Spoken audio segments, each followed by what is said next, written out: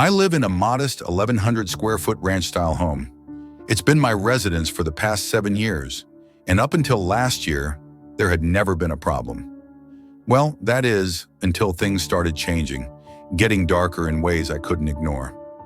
My wife and I used to joke about the house being haunted. Little things here and there, objects moving on their own, things disappearing only to mysteriously reappear.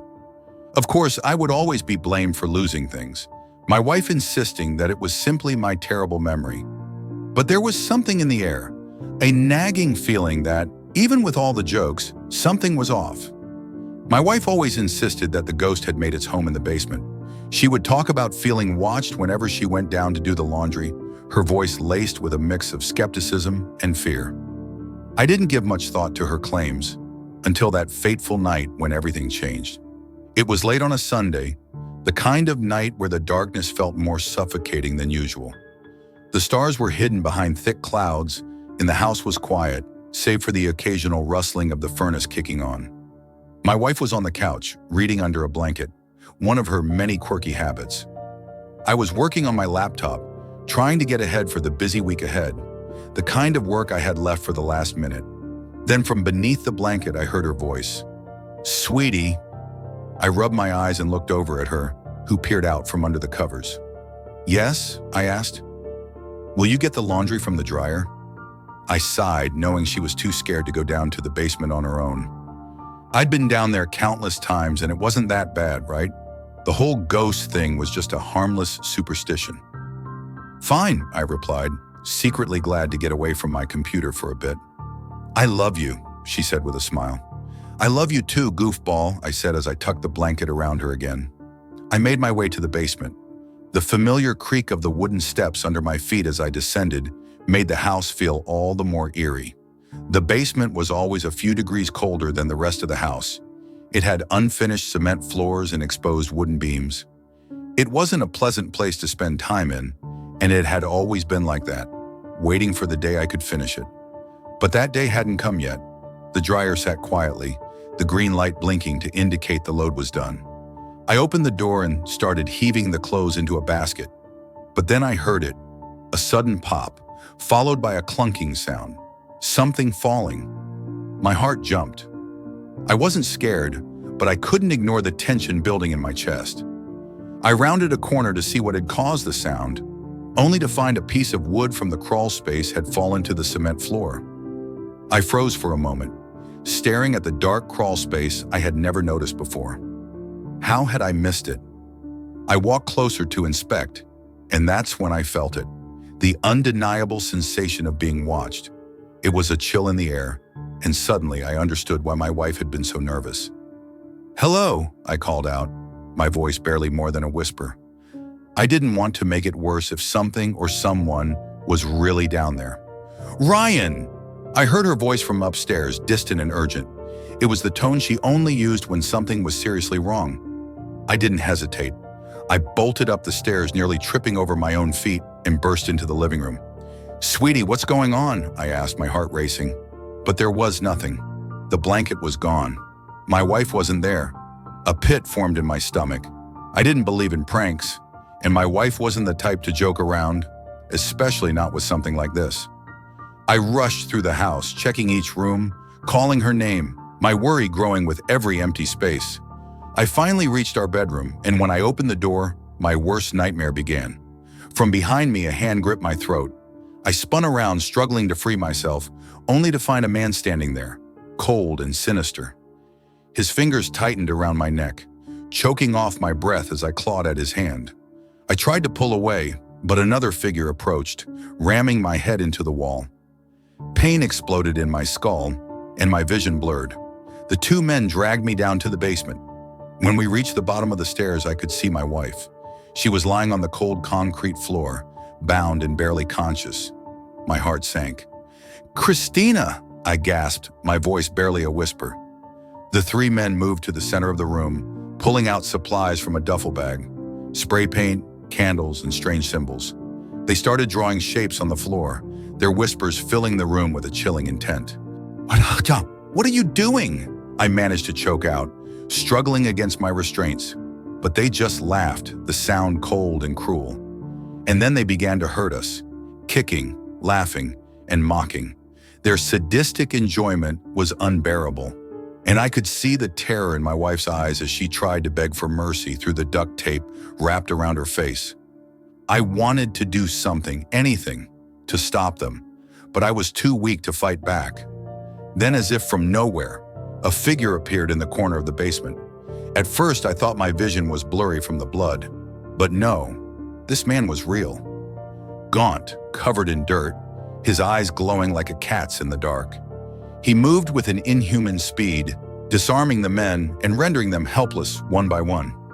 I couldn't understand what was happening, but I was grateful beyond words. He saved us. As the police arrived and the bodies of the attackers were removed, I was left in stunned silence. My wife and I were alive, but we didn't know why or how. And then, as if to add to the mystery, the figure was gone. He vanished, leaving us with only the faintest trace of his presence. Footprints in the dust and the overwhelming sense that something beyond our understanding had intervened. A year has passed since that night, and we're still recovering. My wife is pregnant now, and we've learned to live with the silence of our past. Every night we leave a bucket of fried chicken outside, a small token of gratitude for the one who saved us. From our family to yours, stay safe.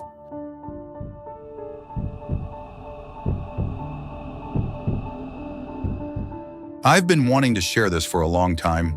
The only person who knows the full story is my wife, and she didn't find out until we were already engaged. It's been 15 years since this happened, so I finally feel safe enough to talk about it anonymously. Back in high school, I was struggling. I had a rough childhood and hormonal changes didn't make things any easier. I was short, pale, and incredibly thin. I didn't have many friends, and I spent most of my time alone, absorbed in solitary hobbies. The lone wolf stereotype fit me perfectly. The only real friend I had was my creative writing teacher, Mr. Artis. He was older, but I think he saw a bit of himself in me. He let me hang out in his office during lunch, away from the jocks who constantly bullied me. We talked about writing, books, and life. He was my only support during some of my darkest times. I struggled with depression, and without him, I might not be here today. He kept me from going too far when I thought about ending it all. I hated the boys who tormented me, the girls who giggled at me, and the teachers who did nothing about it. Mr. Artis understood that anger like no one else. But during my junior year, Mr. Artis got sick. He was gone for almost a month, and without him, I felt lost. I couldn't go to his office anymore. Without my safe space, I became an even easier target for the bullies. The harassment escalated from taunting to physical violence. I was punched, shoved, and even had my hands slammed in a locker. At home, my parents' fighting only made things worse. One week, my mom left. I felt abandoned by her, and I still haven't forgiven her for leaving me alone with my father. One day, I snapped. I had access to my dad's gun, a loaded one, tucked away in the garage. I knew it was there because he took it to the shooting range sometimes. That Monday, I took it. I remember practicing my icy stare in the mirror with it. I had 3 bullets. One for the kid who had filled my locker with piss-filled balloons, one for the boy who had lied to me, pretending to be a girl, and one for myself. I didn't want to go to jail, but I didn't want to keep living either. I figured if I was going to end things, I wanted to leave a lasting impression. On Friday, I walked into school with the gun tucked into my jeans. It felt surreal, like I was in a dream. I knew exactly who I was looking for. I was headed to the gym, where the first person on my list would be. But just as I walked down the hall, I heard a voice. It was Mr. Artis standing at his office door. He asked me to come in. He didn't know what was going on with me, but I knew I couldn't ignore him. Inside, I tried to keep it cool, but the bulge from the gun was noticeable. Mr. Artis noticed, and he asked me what it was. My face turned red, and I started to panic. But instead of getting upset, he waited quietly as I broke down. I cried, something I had never done in front of him before. All the anger, the hurt, the pain poured out. Mr. Artis didn't judge me. He didn't call the cops. Instead, he gently took the gun from me, telling me that everything would be okay, that it wasn't the solution. I was relieved, but also terrified. What had I almost done? Mr. Artis assured me that I could talk to him anytime, that things would get better. I didn't want to go back to class, but I did. I was late, and when I sat down, my mind was spinning. But then, over the intercom came the announcement. "May I have everyone's attention?" the principal's voice rang out. "Last night at 8:06 p.m., we lost a beloved member of our faculty. Mr. Gideon Artis passed away after a lifelong battle with a hereditary disorder. There will be a service on Tuesday. We will now have 5 minutes of silence in his honor." The classroom was silent, the news shocking. I barely registered what was happening as I bowed my head, grief rushing in. Mr. Artis, the man who had saved my life, was gone. I don't know what happened that day. Was he a ghost? Did I hallucinate it all? I had been in such a fragile state that it's possible my mind conjured him up to stop me from making a terrible mistake. The strangest part of all was the gun. I remember taking it from my dad's drawer. I remember counting the bullets, feeling the weight in my waistband. I even handed it over to Mr. Artis. But when my dad went to the shooting range the next weekend, he found it right where it was supposed to be, still loaded with 3 bullets. I don't have an explanation for any of it. All I know is that Mr. Artis saved my life, and even though he's gone, I can't help but wonder if he was watching over me one last time.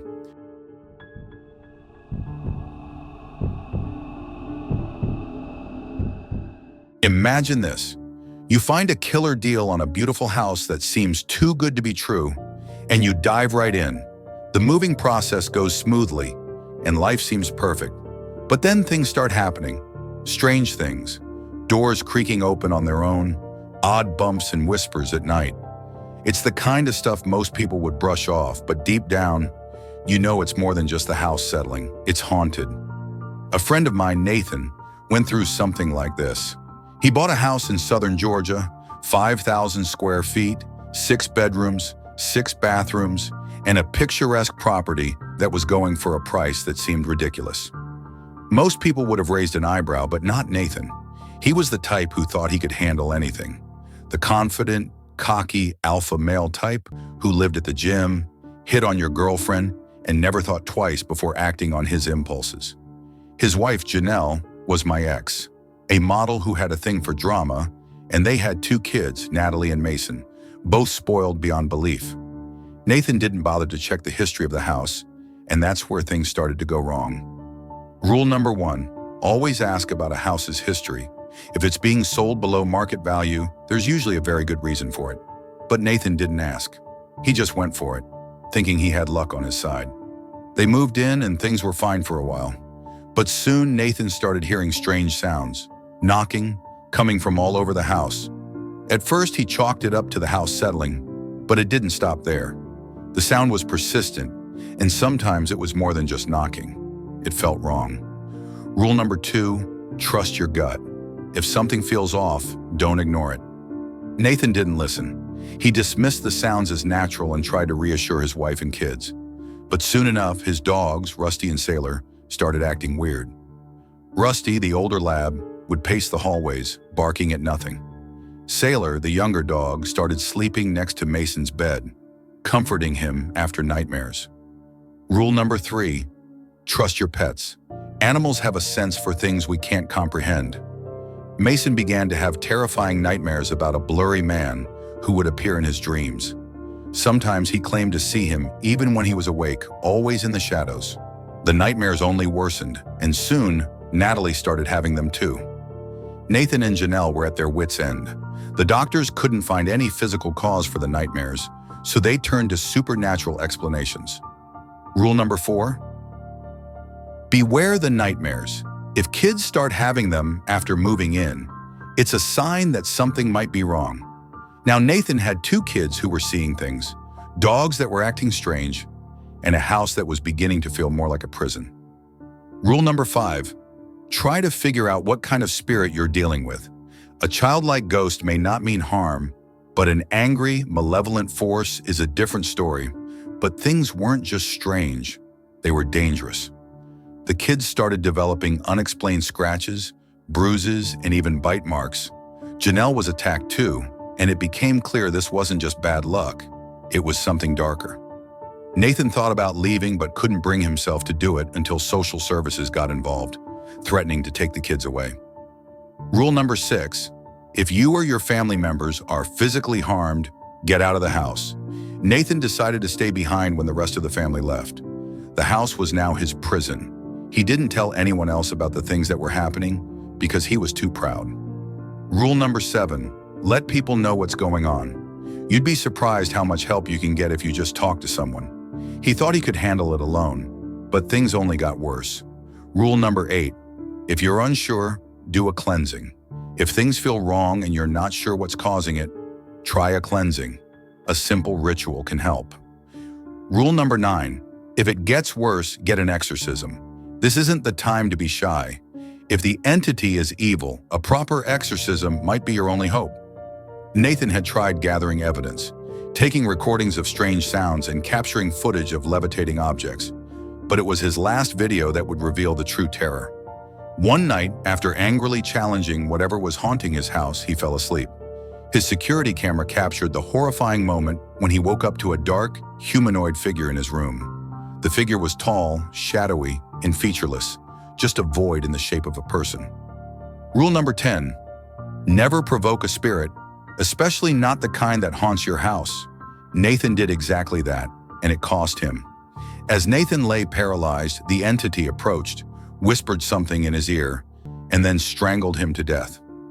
The camera recorded the whole thing, but the figure, after killing him, seemed to look right into the camera, as if taunting anyone who would watch the footage. Nathan's body was discovered days later, and the police could find no signs of a break-in. Rule number 11, exhaust all options before assuming your house is haunted. It turns out that Nathan might have fallen victim to a series of dangerous tricks, perhaps involving drugs or even advanced hallucinations. But in the end, it all came back to his arrogance, his refusal to believe anything supernatural could affect him, and his utter lack of humility. This story serves as a cautionary tale. Nathan's death could have been avoided if he'd just listened to the warnings and followed the rules. But now his family is left without him, and we're left wondering what could have been different. And just in case you're wondering, no, this isn't a confession. These are just guidelines for dealing with strange occurrences in your home. After all, if I were confessing, I'd have to admit to being an accessory, and I'm not doing that. But you don't want your house to be haunted, do you? You wouldn't want that, right?